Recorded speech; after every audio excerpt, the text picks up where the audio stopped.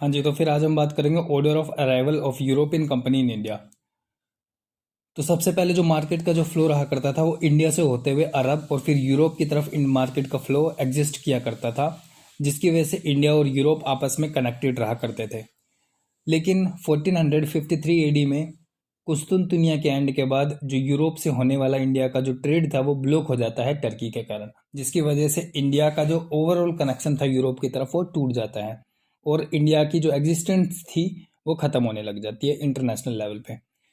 तो जिसकी वजह से इंडिया ट्रेड के मामले में वर्ल्ड में पीछे हो जाता है और इसके बाद इंडिया को सर्च करने की जो प्रोसेस थी वो चालू हो जाती है, जिसमें जो क्वीन थी, जिनका स्पेन की एक क्वीन थी जिनका नाम था इजेबेला, वो कोलंबस को इंडिया को सर्च करने के लिए भेजते हैं, लेकिन जो कोलंबस था वो वेस्ट इंडीज को सर्च करके आ जाता है। फिर उसके बाद जो पुर्तगीज का किंग होता है जिनका नाम होता है हेनरी, वो बार्थोलोम्यू दियाज को भेजते हैं और बार्थोलोम्यू दियाज अफ्रीका को सर्च करके आ जाते हैं और वहां पर वो Cape of Good Good Hope की सर्च कर देते हैं, जहां पर इंडियन मर्चेंट बिजनेस करने के लिए अफ्रीका आया करते थे। तो सबसे पहले इसका मतलब ये है कि सबसे पहले जो इंडिया को सर्च किया वो पुर्तगीज ने सर्च किया, तो सबसे पहले इंडिया में पुर्तगीज है, उसके बाद डच, फिर थर्ड नंबर पर इंग्लिश, फोर्थ नंबर पर डेनिश, फिफ्थ नंबर पर फ्रेंच और सिक्स्थ पर स्वीडिश इंडिया पर एंट्री लेते हैं। तो हम सबसे पहले बात करते हैं पुर्तगीज की। पुर्तगीज सबसे पहले 1487 एडी में इन्होंने केप ऑफ गुड होप की सर्च करी, जो कि साउथ अफ्रीका में थे, और किन्होंने करी थी बार्थोलोमू डियाज ने। 1498 एडी में वास्को दी गामा इंडिया आते हैं और वो सबसे पहले कैलिकट के पोर्ट पे पहुंचते हैं, जो कि आज के समय पे केरला में है। ये एक वेस्टर्न कोस्ट रहा करता था इंडिया का, आज भी ये वेस्टर्न कोस्ट ही है। तो यहाँ पर सबसे पहला जो मैन है जिसका नाम है वास्को दी गामा, वो अब्बू मलिक से मिलते हैं जो कि गुजरात के किंग होते हैं। उसके बाद ये कहा जाता है कि जो कैलिकट का जैमरिन था, जैमरिन का मतलब किंग, वो वास्को दी गामा का स्वागत करते हैं। उसके बाद जो वास्को दी गामा है इंडिया से किए हुए ट्रेड को पुर्तगीज को जब बेचने जाता है तो उसको 60 टाइम प्रॉफिट होता है इंडिया के रेस्पेक्ट में। फिर उसके बाद सेकंड पुर्तगीज का एक्सप्लोरर होता है जिसका नाम होता है पेड्रो अल्वारे दी कोब्राल, जो कि 1503 एडी में इंडिया के कोची में फैक्ट्री को इस्टेब्लिश करता है। फैक्ट्री जनरली एक स्टोरेज काइंड ऑफ गोडाउन रहा करता था, जिस वहाँ पर वो लोग इंडिया से ले जाने वाली चीज़ों को स्टोर किया करते थे ताकि वो उनको ईजिली एक जगह से दूसरी जगह पहुंचाया जा सके। इसके बाद ये लोग, इनका सबसे पहला गवर्नर जो बनता है फैक्ट्री का, जिसका नाम होता है फ्रांसिस्को दी अल्मीडा, जो कि 1505 एडी में बनता है। सेकंड गवर्नर बनता है 1509 एडी में, जिनका नाम होता है अल्फोंसो दी अल्बुकार्क, जिनको रियल फाउंडर कहते हैं पुर्तगीज का इंडिया में। पुर्तगीज का जो एम्पायर था जो इंडिया में इस्टेब्लिश हुआ था, उनको पुर्तगीज कहा करते थे इस्तादो दी इंडिया। फिर 1510 एडीज में जो पुर्तगीज थे वो गोवा को कैप्चर कर लेते हैं और उसके बाद थर्ड गवर्नर बनता है पुर्तगीज का जिसका नाम होता है निनो दी कुन्ना, जो कि 1530 एडी में गोवा को अपना एक हेडक्वार्टर बना लेता है। अब सबसे पहले बात करते हैं कि इतना कुछ होने के बाद भी, इतने गवर्नर होने के बाद भी पुर्तगीज इंडिया में स्टैब्लिश क्यों नहीं हो पाए। सबसे पहला कारण ये माना जाता है कि वहां पर ऑलरेडी इंडिया में अरब ट्रेडर्स जो थे वो पुर्तगीज को अपोज कर रहे थे। सेकंड, जो बोला जाता है कि पुर्तगीज को ब्राजील्स के अंदर गोल्ड की माइंस मिल गई थी। थर्ड रीजन ये बोला जाता है कि जो पुर्तगीज थे वो रिलीजियस मामले में इनटॉलरेंट थे और इंडिया एक रिलीजियस कंट्री रहा करता था उस समय भी और आज के समय भी। और जो अल्बुकार था वो इनकरेज करता था पुर्तगीज मैन को कि वो इंडियन वुमेन्स के साथ शादी करे। अब हम बात करते हैं पुर्तगीज की कौन कौन सी पॉलिसीज थी जो वो यहाँ पर ट्रेड के लिए मनाया करते थे। पहला, blue water policy. Blue water policy एक तरीके की मोनोपोली रहा करती थी, जहां पर वो अरेबियन सी में अगर कोई भी व्यक्ति या कोई भी राजा अरेबियन सी में अगर व्यापार करना चाहे या फिर वहां पर किसी भी प्रकार की कोई एक्टिविटी करना चाहे तो उन्हें ब्लू वाटर पॉलिसी को साइन करना होगा, जो कि पुर्तगीज की बनाई हुई थी। सेकंड, इन्होंने कार्ड सिस्टम को इंट्रोड्यूस किया था। कार्ड सिस्टम बेसिकली एक इशू हुआ करता था, एक परमिशन लेटर रहा करता था, जिससे उसकी परमिशन के बिना कोई भी अरेबियन सी में उतर नहीं सकता था। ऐसा कहा जाता है कि अकबर ने भी समुद्र को देखने के लिए इस कार्ड सिस्टम का यूज किया था। थर्ड, जो इनका सिस्टम रहा करता था Armada system. Armada system basically Portuguese का एक सेफ्टी सिक्योरिटी शिप की तरह होता था। अगर इंडिया का कोई भी शिप अरेबियन सी में उतरा करता था, तो ये आर्माडा सिस्टम के जरिए उतरा करता था, जो कि उस शिप को सिक्योरिटी प्रोवाइड करने का काम किया करता था। और ये इन्होंने एक बड़ी बड़ी शिप इंट्रोड्यूस करने का जो स्टेप था वो इंडिया में स्टार्ट किया। इन्होंने प्रिंटिंग प्रेस को भी स्टार्ट किया गोवा में, जो कि 1556 एडी में इन्होंने इस्टेब्लिश किया था। इसी समय पे सेकंड बैटल ऑफ पानीपत भी स्टार्ट हुई थी। इन्होंने एग्रीकल्चर स्टार्ट किया था, तंबाकू और मेज का, मक्के का, पटेटो का और चिली का। इन्होंने ही एग्रीकल्चर इंडिया में स्टार्ट किया था। और इन्होंने गोस्टिक स्टाइल ऑफ आर्किटेक्चर्स इंडिया में स्टार्ट किया। अब हम बात करते हैं कि गोस्टिक फीचर्स स्टाइल्स होती क्या है। गोस्टिक फीचर स्टाइल्स का मतलब होता था, इसमें जो सबसे पहला फीचर हुआ करता था, इनका जो आर्क हुआ करता था, ऊपरी जो आर्क रहा करता था वो पेंटेड रहा करता था, और इनका जो रूफ रहा करता था वो एलिवेटेड रहा करता था। इनकी जो डेकोरेशन रहा करती थी वो बहुत ज़्यादा डीप रहा करती थी। और ऐसा कहा जाता है कि जो 1542 एडी में जो सेंट जेवियर जो थे वो इंडिया में आए थे, और जो और इन्हें गवर्नर बनाया गया था अल्फोंसो दी सुज्जा को। इसके बाद जो सेकंड एक्सप्लोरर थे इंडिया में आने वाले, जिनका नाम था डच। डच बेसिकली एक लैंग्वेज होती है जो कि हॉलैंड और नीदरलैंड के लोग बोला करते हैं। तो पहला जो डच ट्रैवलर था जिसका नाम था इंडिया में आया था, जिसका नाम था कॉर्नलिस दी होतमान, जो कि 1596 एडी में आए थे। और 1602 में इन्होंने डच ईस्ट इंडिया कंपनी को एस्टेब्लिश कर दिया था। और जो पहली जो डच फैक्ट्री बनाई थी इन्होंने 1605 एडी में, जो कि थी मसूलीपट्टनम आंध्र प्रदेश में। मेन जो डच फैक्ट्री इन्होंने स्टैब्लिश करी थी वो चिंसुरा बंगाल में 1653 एडी में स्टैब्लिश करी थी। इसके बाद बैटल ऑफ बिदारा होती है, जिसमें बैटल ऑफ बिदारा होती है 1759 एडी में, जिसमें डच और ब्रिटिशर्स आपस में लड़ जाते हैं, और जो डच है वो हार जाते हैं, और जिसकी वजह से उन्हें यहाँ से ट्रेड छोड़कर जाना पड़ता है। और उनके हारने के बाद इन्हें एक दूसरा रीजन बोला जाता है कि उन्हें इंडोनेशिया में मसालों के व्यापार का जो आइडिया था वो आ जाता है, जिसकी वजह से वो इंडोनेशिया की तरफ चले जाते हैं मसालों का व्यापार करने। इस फाइट में, मतलब बैटल ऑफ बिदारा जो कि 1759 एडी में होती है, उनमें जो ब्रिटिशर्स का जो कमांडर था जिनका नाम था रॉबर्ट क्लाइव, तो डच भी यहाँ पर एलिमिनेट हो जाते हैं। अब हम थर्ड नंबर के जो एक्सप्लोरर है जिनका नाम है ब्रिटिशर्स, जो आने वाले 200 साल तक राज करने वाले हैं, 200 से ज़्यादा सालों तक राज करने वाले हैं। तो फिर अब हम बात करते हैं ब्रिटिशर्स की। तो ब्रिटिशर्स का जो सबसे पहला व्यक्ति था जो इंडिया को एक्सप्लोर करता है, जिनका नाम होता है जॉन मिल्टन हेल, जो कि 1599 एडी में इंडिया को एक्सप्लोर करने के लिए आता है। फिर वो 31 दिसंबर 1600 एडी में ब्रिटिश ईस्ट इंडिया कंपनी को इंडिया में इंट्रोड्यूस करते हैं, जिसका पूरा नाम रहा करता था ईस्ट इंडिया कंपनी। और यहाँ पर बेसिकली एक गवर्नर रहा करता था और कंपनी के मर्चेंट रहा करते थे।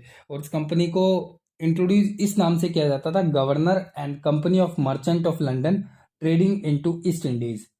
जनरली दूसरे नाम से इसको जानते थे, merchant adventures. East India company basically एक प्राइवेट कंपनी थी, जिसमें ऑल ओवर जो टोटल 217 शेयर होल्डर्स रहा करते थे। और ये जो 217 लोग थे जो शेयर होल्डर्स थे, ये नाइट और एल्डरमैन पीपल रहा करते थे, जो उस समय का एलियट क्लास, ब्रिटिशर्स का एलियट क्लास बैकग्राउंड के लोग रहा करते थे। वो यहाँ पर ईस्ट इंडिया कंपनी को इस्टेब्लिश करते हैं।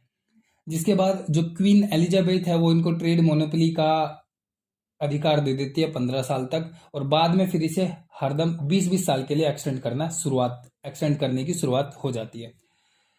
फिर उसके बाद जो ब्रिटिशर्स का जो रूलर्स होता है जिसका नाम होता है जेम्स, वो 2 एम्बेसडर भेजता है मुगल एम्परर जहांगीर के कोर्ट में, जो कि दोनों जो एम्बेसडर्स होते हैं वो फारसी स्पीकर्स होते हैं। पहला एम्बेसडर भेजा जाता है कैप्टन हॉकिंग को, जो कि 1608 एडी से लेकर 1611 एडी तक मुगल एम्परर जहांगीर के साथ उनके महल में रहते हैं, ताकि वो अपनी जो ट्रेड है उसको बढ़ा सके। पर जहांगीर इनकी बातों से पूरी तरीके से सहमत नहीं होते हैं। फिर इनका जो सेकंड एम्बेसडर भेजा जाता है जिनका नाम होता है सर थॉमस रॉय, जो कि 1614 एडी से लेकर 1615 एडी तक जहांगीर के साथ रहते हैं। और ये जहांगीर के साथ अजमेर में रहे थे, जो कि 10 जनवरी 1616 तक ये अजमेर में मुगल एम्परर जहांगीर के साथ रहे।